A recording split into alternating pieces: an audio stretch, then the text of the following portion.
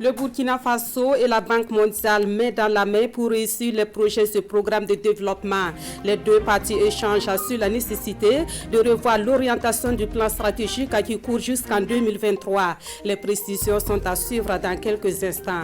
Réforme dans le système éducatif burkinabé, la nouvelle suscite la grogne chez les élèves des établissements secondaires. Ils demandent l'annulation pure et simple de la nouvelle réforme sur le BPC et le BAC.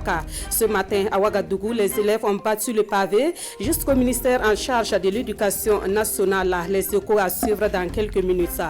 Dans ce journal, nous parlerons sport avec cette belle fin des éliminatoires pour les étalons pour la CAN Cameroun 2021. L'équipe burkinabé a battu ce soir le Soudan du Sud par le score d'1-0. Dans ce 21, nous vous proposons de revivre les temps forts du match à jouer cet après-midi au stade du 4 août. Et dans l'actualité à l'international, nous parlerons du canal de Suez qui se libère doucement du porte-conteneur Even Given. Après avoir obstrué le canal pendant près d'une semaine, le navire commence à sortir du sable, mais déjà les pertes sont estimées à plusieurs milliards de dollars.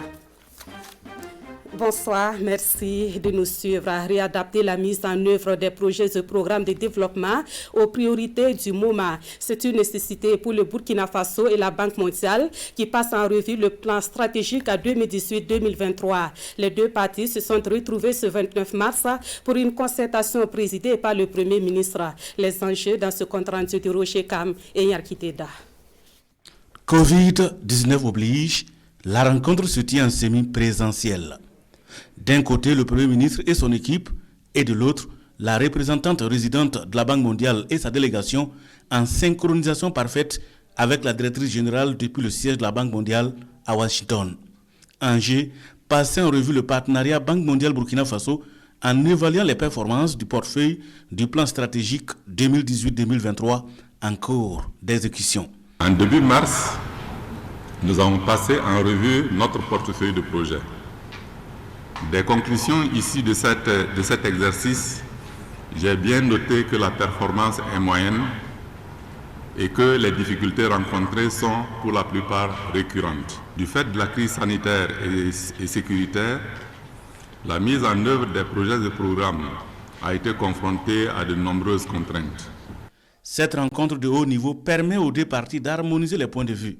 Ainsi, à l'issue du conclave virtuel, la Banque mondiale et le Burkina Faso s'accordent sur le principe de réorienter les actions en tenant compte des priorités. Vous savez que la question de la prévention, de la résilience d'une manière globale et de la sécurité occupe un axe majeur. Donc nous avons donc essayé de nous convenir et son Excellence a donné des orientations pour que désormais cet axe-là soit pris en charge. Dans le cadre donc du nouveau référentiel, vous savez que c'est en cours d'élaboration. Compte tenu de tous ces éléments, il est nécessaire de redéfinir notre stratégie, de le réorienter vers les priorités du gouvernement. Et notre objectif, c'est d'arrimer cette stratégie à ce nouveau référentiel de développement et également de prendre en compte au niveau de la Banque mondiale la stratégie Sahel qui a été développée récemment et qui vise à avoir des résultats tangibles dans tous les pays du Sahel. Les résultats tangibles consistent à offrir de l'énergie, de l'eau, la santé et l'éducation à toutes les populations de la région du Sahel. Le Premier ministre et la directrice générale de la Banque mondiale se réjouissent de la bonne collaboration entre les deux parties et s'engagent à respecter les clauses de partenariat. Les pays africains se préparent pour la conférence mondiale du développement des télécommunications. Ce matin, la ministre en charge des télécommunications et ses collègues de la région Afrique ont échangé par visioconférence. Ils veulent parler d'une même voix lors de la conférence mondiale qui se tiendra pour la première fois en Afrique, précisément à Addis Abeba. On en sait plus avec Pascal Kani. Après le Soudan, c'est le Burkina Faso qui a accueilli la réunion préparatoire de la conférence mondiale du développement des télécommunications. Les ministres et experts africains veulent parler le même langage à cette importante rencontre de l'Union internationale des télécommunications. Une conférence d'autant plus importante qu'elle se tient pour la première fois en Afrique à Addis Abeba. Connecter ceux qui ne le sont pas encore afin de parvenir au développement durable, c'est le thème de cette conférence mondiale et cette réunion devrait ajouter les bases de la formulation des propositions des Africains. Pour notre région, la CMDT doit être une conférence axée sur le développement et sur la recherche de solutions aux défis auxquels nos pays sont confrontés dans leur processus de transformation digitale en vue de connecter les 3,6 milliards de personnes en marge de la société de l'information. Le Burkina Faso reconnaît le rôle des infrastructures, le rôle capital des infrastructures de télécommunications et des solutions numériques pour l'édification d'économies plus fortes et l'amélioration de la qualité de vie des citoyens de notre région.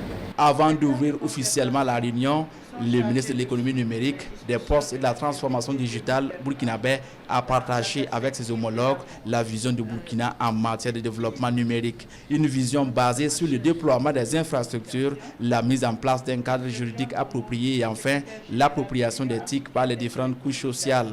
Adja Fatoumata Ouattara a également insisté sur la problématique de la réduction du fossé numérique, l'une des principales préoccupations des pays en voie de développement. Autre titre de ce 20h, la nouvelle réforme sur les examens du PEPC et du baccalauréat continue de faire des mécontents au sein des élèves du secondaire. Ce matin, ceux de la ville de Ouagadougou ont envahi les rues pour exprimer leur mécontentement. Ils ont rallié le ministère en charge de l'Éducation nationale pour exiger l'annulation de cette réforme. Le reportage de Ali Doubadzini et Ahadi Sandamba. D'un côté, les élèves et de l'autre, les forces de sécurité. C'est un face-à-face qui dure depuis plus de 2 heures maintenant. Après avoir parcouru des artères de la ville, les manifestants veulent rallier le ministère de l'Éducation nationale, de l'alphabétisation et de la promotion des langues nationales. Les policiers, munis de leurs boucliers, ont reçu pour instruction de garder ces manifestants loin du ministère. Pour les élèves, pas question de démobiliser. Il faut galvaniser les troupes et c'est le Ditanien qui est entonné en chœur. Peu après, une délégation du ministère arrive. Des négociations sont entamées, mais les élèves refusent d'entendre raison. On ne peut pas vous croiser en milieu de route. Nous, on pense que vous devrez nous recevoir au ministère.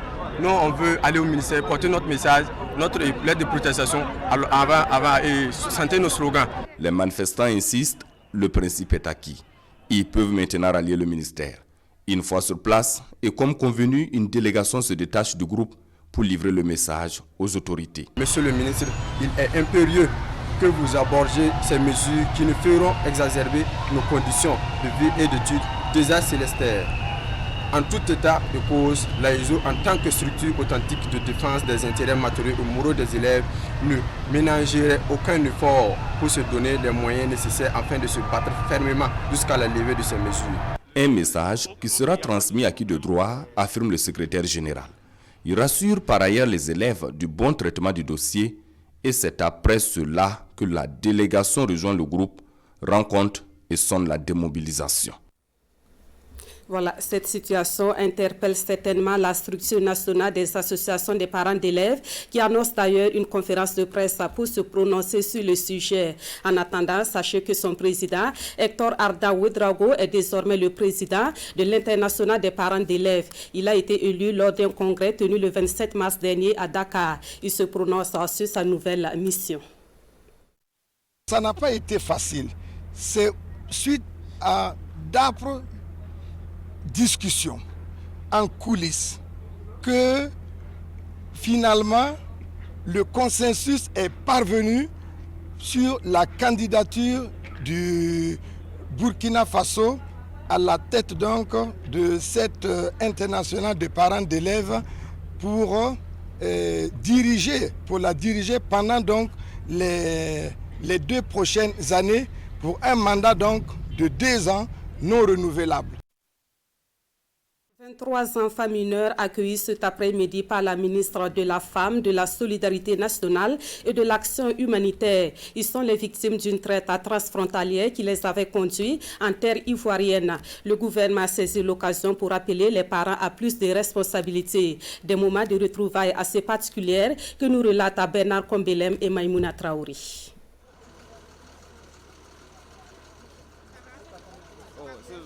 C'est le retour au bercail pour ces 23 enfants, des mineurs dont l'âge est compris entre 13 et 17 ans. Originaires de Kaya, de Boulsa, de Tenkodogo et de Thomas, ils sont partis à l'aventure en République de Côte d'Ivoire malgré leur jeune âge et à l'insu souvent des parents. Beaucoup ont travaillé sur des sites d'or artisanaux pendant plus de 6 mois. Et c'est au cours de leur transfert vers d'autres sites miniers qu'ils ont été interceptés par l'unité de lutte contre la traite des enfants de la République de Côte d'Ivoire le 8 février dernier. Ils ont eu à intercepter 42 enfants. Les enfants mineurs sont au nombre de 22. Ce sont ces enfants qui ont été retournés au Burkina Faso. On a une fille enceinte de 8 mois avec son enfant. Comme elle vient de la région de la Boucoul-de-Mourou, on a dû la déposer dans le centre de Bobo de la Soupe. La brigade régionale de protection de l'enfance des Cascades nous avait envoyé ces 3 enfants qui ont été interceptés en partance pour la Côte d'Ivoire. Et ces enfants aussi ont été victimes de traite. Donc, ce qui fait que ce soir, ils sont au nombre de 23. Et c'est la joie ce soir pour ces parents qui étaient sans nouvelles de leurs enfants depuis des mois. Nous sommes contents de revoir nos enfants. Ça fait des mois que je n'avais pas les nouvelles de mon fils. J'étais inquiet. Merci aux autorités burkinabées et ivoiriennes. Parmi les personnes interceptées, 4 ont été entendues par le juge d'instruction et déférées à la maison d'arrêt et de correction d'Aboisseau le 19 février. Le ministre de la Femme, de la Solidarité nationale, de la Famille et de l'Action humanitaire a saisi l'occasion pour interpeller les parents sur leurs responsabilités. Il commence par des sites. Et sur ces sites, le travail est tellement pénible, le travail est tellement difficile qu'on lui dit « Venez, on va vous donner de l'argent ». Plus que ça, mais avec un travail moins pénible.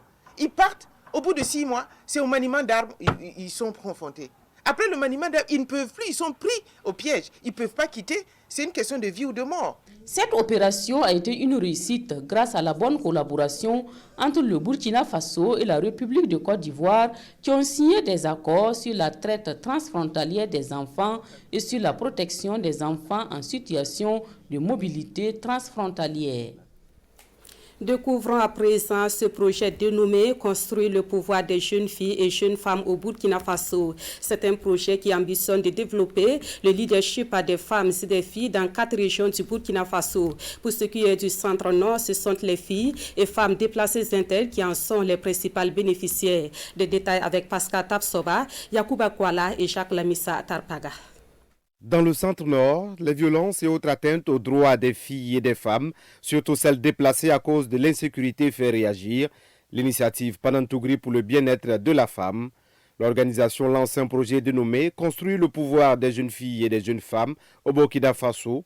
Elles vont apprendre à développer leur leadership afin de mieux se prendre en charge. Au niveau des filles et des femmes, nous allons mettre en place des clubs de leadership et nous avons développé en interne un outil qui permet l'apprentissage du leadership par les filles et les femmes. Et l'utilisation de ces outils au sein de ces clubs va favoriser l'apprentissage et la maîtrise des objectifs du projet et aussi les différents concepts et surtout faciliter la capacitation des filles et des femmes sur les objectifs et surtout le développement de leur leadership.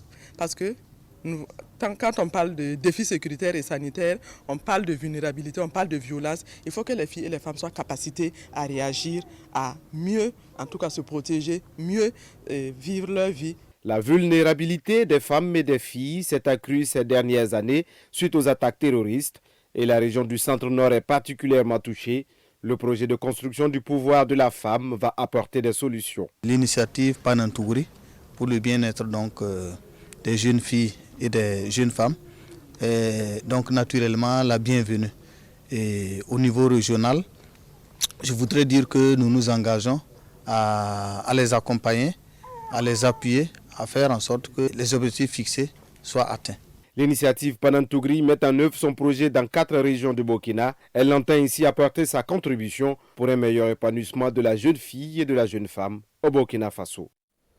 2 organismes des Nations Unies volent le secours des ménages vulnérables dans la région du Nord. Il s'agit de la FAO, l'Organisation pour l'alimentation et l'agriculture, et du PAM, le Programme alimentaire mondial, qui s'engage à renforcer la sécurité alimentaire au profit de 2500 ménages. Cela se fera à travers un projet qui cible 3 communes de la région et dont le lancement est intervenu jeudi dernier à Wayuguya, Abbas Traoré et Karim Bikenga. Cette cérémonie lance un nouveau projet au profit des communes de Oula, de Sérénéga et de Namizigma dans la province du Yatenga. Un projet de renforcement de la résilience et de la sécurité alimentaire et nutritionnelle de 2500 ménages vulnérables. Aujourd'hui, nous sommes confrontés à beaucoup de maux. Insécurité, pandémie. Ce projet va venir en tout cas faire face à ces maux-là. Le projet est conjointement mis en œuvre par la FAO, l'Organisation pour l'alimentation et l'agriculture, et le PAM, le Programme alimentaire mondial. Il est financé à 1,9 milliard de francs CFA par le Royaume de la Belgique. Ici un besoin essentiel avec des personnes déplacées internes. Il était nécessaire de pouvoir les intégrer le mieux possible puisque l'on sait que dans le cadre de la cohésion sociale, il est important que des personnes déplacées des communautés hautes puissent vivre sereinement. Et ce qui est important pour nous, c'est d'être ici sur le moyen long terme, d'appuyer les agriculteurs à avoir leurs moyens d'existence et surtout qu'eux-mêmes ne soient pas dépendants d'une assistance. Ils sont dépendants de leurs propres priorités, c'est-à-dire leur famille et leur futur. Le ministre en charge de l'agriculture a présidé le lancement du projet. Salif Ouedraogo salue une initiative d'un grand apport pour les bénéficiaires. C'est un projet qui vient à point nommé car il va permettre de renforcer la résilience des communautés à travers un certain nombre d'activités. La délégation s'est déportée par la suite sur une exploitation maraîchère de déplacés internes à Bogoya. Elle visite un champ d'oignons de 3 hectares, fruit d'un autre appui de la FAO et du PAM.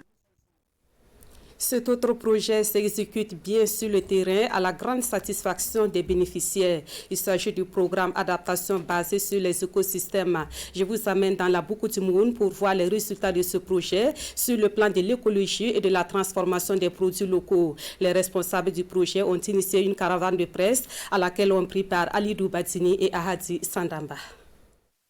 De l'eau potable servie aux populations en pleine campagne. Nous sommes à Souo, dans la commune rurale de Sibi. C'est un système d'adduction d'eau potable fonctionnel à partir d'un château d'eau qui sert en même temps au jardinage. L'œuvre est du projet d'adaptation basé sur les écosystèmes EBAFEM.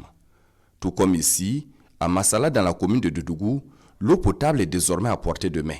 Avant là, si tu veux l'eau potable, il faut forcément aller à Dodougou pour aller acheter des sachets d'eau pour venir poser, pour pouvoir boire, ou bien pour aller acheter l'eau avec des 20 litres ou bien des barriques pour pouvoir boire. Il y a des choses particulièrement brillées par l'insuffisance en termes de production d'eau potable, au point que lorsque nous sommes en mois d'avril, les gens ils franchissaient le marigot là pour se retrouver dans l'autre village pour aller se servir là-bas. En plus de l'eau potable, ici à Yoyon, dans la commune rurale de Kiriba, le projet fait vivre plusieurs familles à travers ce périmètre agroécologique. De ces planches sortent alors chaque année plus de 10 millions de francs CFA de bénéfices pour 67 exploitants. Une source de revenus non négligeable pour les populations. Depuis qu'on a bénéficié de ce projet-là, nous avons amélioré nos cuisines à travers même les feuilles fraîches que nous arrivons à produire ici. Alors, également, nous arrivons à assurer les petites dépenses familiales telles que la scolarité de nos enfants et autres besoins. Sur la question de protection des forêts, EBAFEM a également trouvé sa petite idée. Des comités de gestion de forêts sont mis en place avec pour mission de stocker et de conserver le foin au profit des animaux, mais aussi de sensibiliser les éleveurs sur la fréquentation de forêts classées. Les éleveurs même ils partent pour héberger les animaux au niveau de la forêt par la formation, par les sensibilisations que le CGF a pu mener plus de services environnementaux. Bon, ça a beaucoup changé. Aujourd'hui même, il y a beaucoup de personnes qui viennent acheter les foins là pour aller donner à leurs animaux. Les animaux ne partent pas comme ça dans la forêt, ils sont attachés à la maison. EBAFEM, c'est également l'élevage naisseur avec une dotation d'ovins à des personnes vulnérables. C'est le cas ici à Souo, où plus de 20 personnes bénéficient d'animaux, de formation et de matériel d'élevage. Le projet m'a donné 3 têtes, un mâle et 2 femelles. De 2017 à aujourd'hui, j'ai 8 têtes et j'ai vendu jusqu'à 7 pour m'acquitter de la scolarité de mes enfants. Sur les traces du projet d'adaptation basé sur les écosystèmes EBAFEM, il ressort également la mise en place d'unités de transformation de produits forestiers non ligneux, des femmes formées et dotées en matériel de transformation.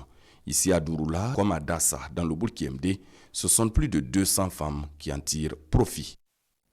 Le week-end écoulé, la commune rurale de Tsiou, dans la province de Yatenga, a vibré au rythme d'une foire agro-silvo-pastorale. Sur place, il y avait à voir des produits divers issus du travail des acteurs du monde paysan. Cette foire était à sa 2e édition et elle a connu la participation d'une trentaine d'exposants. Nous voyons cela avec Roger Kam et bienvenue Tansa. La commune de Tsiou, dans le centre-ouest, donne de la visibilité à ses potentialités économiques à travers cette foire. Un tremplin pour les produits locaux de la chaîne de valeur agriculture, sylviculture, élevage, pisciculture, pour ne citer que cela. Cette année, nous avons en tout cas gagné un peu en maturité et nous pensons que les années à venir, parce que nous le faisons en se disant que nos frères, nos enfants vont sûrement prendre la relève d'ici là. Au moins une trentaine d'exposants venus des 4 coins de la localité, ils sont pour certains dans la production et pour d'autres dans la transformation ou la commercialisation. L'exposition a monté, même si ce n'est pas très étoffé comme on le souhaiterait. Il faut comprendre, c'est la 2e édition comme monté. Et au fil du temps, on est sûr que la foire de Tsiou finira par être une foire centrale pour la région parce que nous sommes frontières avec 6 communes. Donc le travail minutieux qui est en train d'être fait est d'intéresser toutes les communes environnantes. Parce qu'il y a beaucoup de ceintures de barrages et de bas-fonds qui nous entourent et beaucoup de choses peuvent être faites. Et les femmes, vous avez vu, il y en a qui sont dans le beurre de qualité, d'autres nous ont présenté les transformations au niveau des arachides, la farine, le sumbala, les épices, disons. Donc l'un dans l'autre, si un village, rien ne se passe, disons une commune, si rien ne se passe, c'est pas bon. Cette 2e édition de la foire de la commune de Tsiou est mise à profit pour remettre des attestations ainsi que des kits d'installation à une quarantaine de jeunes formés par le FAFPA, le Fonds d'appui à la formation professionnelle et à l'apprentissage. Voilà, vous l'aurez compris, cette localité de Tsiou est située dans le centre-ouest du Burkina. Parlons à présent de culture et de tradition, avec tout d'abord les échos de la fête coutumière de Naba Wemba, ici dans la capitale. Sachez qu'il est l'un des ministres du Mogo Naba et il est chargé du pardon et de la réconciliation. La fête de Naba Wemba, c'était hier, en présence de plusieurs invités. Nous suivons l'ambiance avec Issa Kafando et Amandina Lalsaga. Ambiance festive, ici, dans la cour du chef coutumier du Wemnaba Ligdi de Wemtenga, un quartier de Ouagadougou. Ce ministre du Mogo Naba, en charge de la réconciliation, sacrifie à la tradition avec la célébration ce dimanche de sa fête coutumière, le Nabaska. Le contexte l'exige et comme aussi le Wemba est le médiateur du royaume aussi, il a toujours imploré les vœux, les mannes, et pour qu'il y ait la paix, la cohésion. Amis, parents, connaissances et chefs coutumiers prennent part aux festivités et marquent par l'occasion leur attachement à la tradition et aux coutumes. Donc, j'ai décidé de venir lui présenter mon respect et prier avec les autres chefs coutumiers, les autres notables, les autres hautes personnalités et spiritualités pour qu'il ait la vie longue, pour à côté du Mogo Naba. Nous sommes très contents d'être là aujourd'hui. Le Mogo Naba Banro a envoyé une délégation et tous ses ministres sont représentés. On le félicite et on lui souhaite longue vie. Intronisée en 2002, cette fête traditionnelle marque le 19e anniversaire de son règne. Une fête célébrée sous le signe de la paix et de la cohésion sociale. Et comment faire pour perpétuer les coutumes dans une société de plus en plus conquise par la modernité? À Banfoura, la grande famille Karaborola choisit de passer par la danse et la démonstration de pratiques culturelles. La cérémonie s'est déroulée samedi dernier. Les temps forts avec Kassou Milogo, Sirik Milogo et Kadou Romenaki. De l'eau pour demander l'intervention des ancêtres pour apaiser les tensions lors des moments difficiles. Bienvenue à la première édition de la promotion de la culture Kar ou culture Karaborola. Nous, descendants de la grande famille de l'ancêtre Bafo, premiers installés sur la terre du bassin de la Komoé et avec les bénédictions de ces derniers, de ses descendants, dont les plus connus sont Sarnogo, Ploufeni, Nangban, Baforde, Uruna, décidons publiquement de toujours honorer leur mémoire, la faire connaître et reconnaître par la tradition, la science et la postérité. La culture CAR vise la valorisation et la pérennisation des coutumes en voie de disparition. Mention spéciale est faite à la diaspora du Karaborola pour son attachement à la mère patrie. Rendez-vous est donné pour la 2e édition de la promotion de la culture Gwafo. Actualité en sport, c'est une belle fin des éliminatoires de la CAN 2021 pour les étalons. À la faveur de la 6e et dernière journée, le Burkina Faso a battu le Soudan du Sud cet après-midi au stade du 4 août. 1-0, c'est le score de ce match, dont voici les temps forts avec Mariam Ouattara. Une courte victoire pour couronner la campagne des éliminatoires de la CAN 2021. Pour la 6e et ultime journée des phases de qualification, les étalons déjà qualifiés étaient aux prises avec les Bright Stars du Soudan du Sud. À l'entame de ce match qui les oppose au dernier du groupe B, l'enjeu pour les étalons, c'est la première place. Et pour l'avoir, Charles Kaboré et ses camarades n'ont pas droit à l'erreur. Face à eux, les Bright Stars n'ont rien à perdre et jouent donc sans complexe. Après la demi-heure de jeu, les étalons sonnent la fin de la récréation et s'accaparent la balle. Mais les différentes tentatives restent sans suite jusqu'à la pause.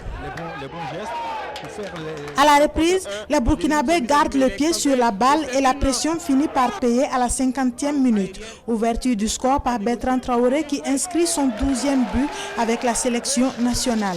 Le but est là certes, mais pas question pour les Sud-Soudanais de baisser les bras. Assez pour donner des sueurs froides à Hervé Kofi, comme sur cette action où la barre transversale sauve les étalons une première fois avant qu'Hervé Kofi n'intervienne. Pour ne rien arranger, Charles Kaboré est expulsé à la 80e minute pour cumul de cartons. Mais même à 10, Bertrand Traoré et ses coéquipiers restent menaçants et terminent sur une bonne note. Étant déjà qualifié, bon, il y a ce relâchement dans la tête qu'on a eu du mal en tout cas à se reconcentrer. Alors c'est ce qui a rendu un peu le match. Mais la chose la plus intéressante qu'il faut retenir, c'est que l'équipe termine à 10, mais malgré cette fin de match à 10, quand même les garçons ont existé, il y a eu de la possession toujours, même en infériorité numérique. Ce n'est pas notre meilleur match, mais voilà, vu le contexte, on était déjà qualifiés, on a essayé de rester le plus professionnel possible, essayer de gagner et prendre les 3 points ce soir. Je pense que voilà, le plus important c'est les 3 points et on va fêter cette qualification et rentrer et bosser pour être prêt pour les éliminatoires de la Coupe du Monde en juin. Le Burkina sort donc premier de son groupe avec 12 points plus 4, soit 3 victoires et 3 nuls en 6 matchs. L'autre qualifié du groupe B est le Malawi qui compose pour la 3e fois de son histoire un ticket qualificatif en phase finale de CAN avec 10 points moins 1.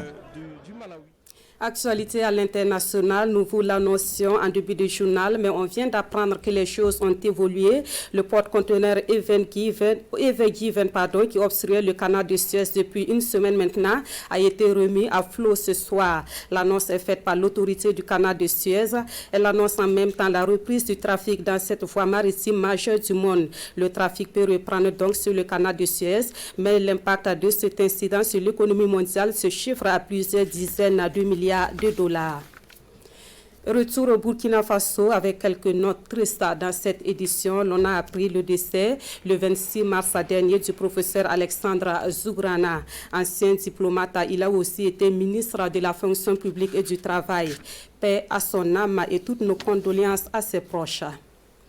Elle est décédée dans la nuit du 18 au 19 mars dernier et repose désormais au cimetière de Durbaï à Bruxelles. Marie-Soleil Frère reçoit un dernier hommage de ses proches.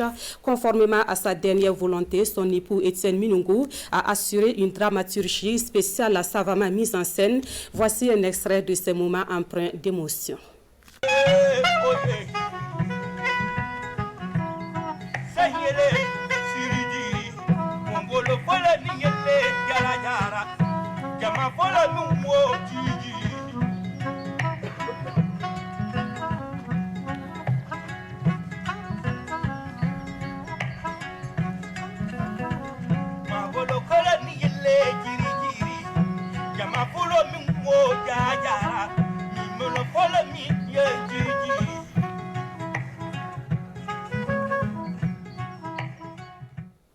Voilà, une fois de plus, paix à l'âme de la défunte et encore courage à tous ses proches.